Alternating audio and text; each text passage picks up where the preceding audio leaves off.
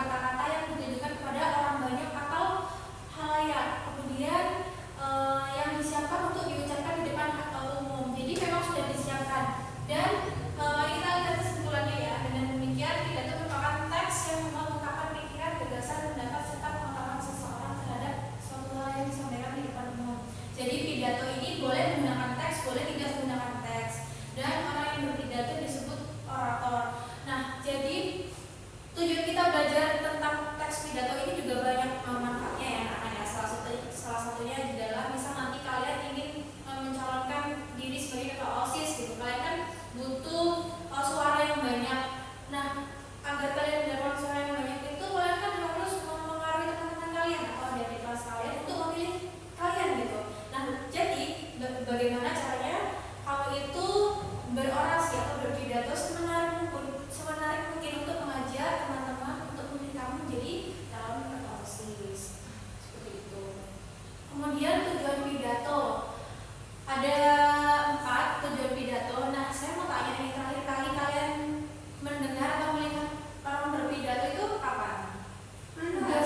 Bina baca lagu. Hari Senin. Hari Senin. Ini Jumat kemarin. Iya, Jumatan ya.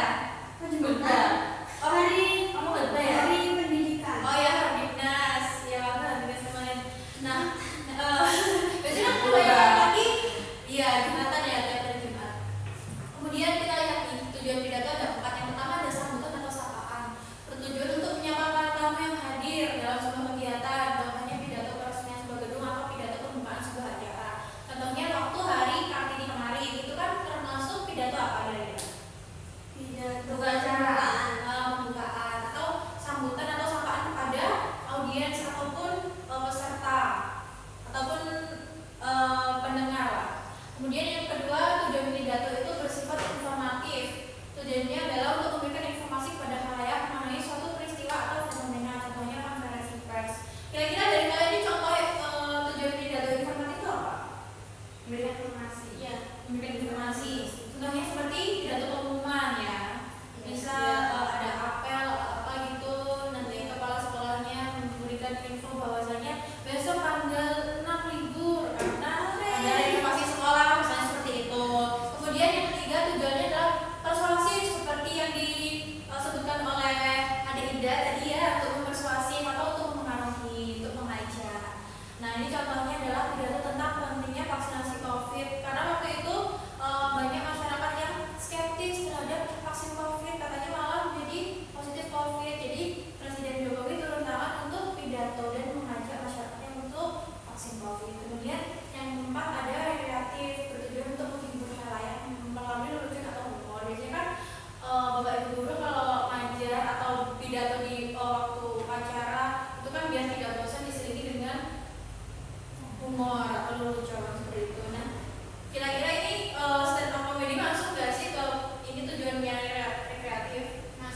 Masuk. Ya, benar sekali. Karena stand up comedy itu selain tujuannya adalah humor, itu pasti ada topik utamanya. Kemudian ada struktur teks pidato. Nah, jadi kalian waktu membuat teks pidato itu tidak salah-salah seperti membuat catatan biasa ya. Bisa menggunakan seperti catatan biasa kalau misal kalian membaca pidatonya itu melihat poin-poinnya saja.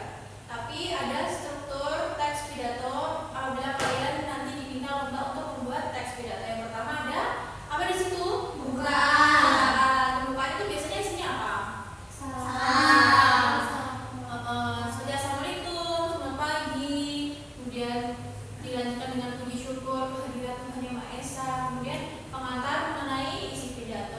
Yang kedua ada apa itu? Isi. Ada isi. Isi itu biasanya memuat apa?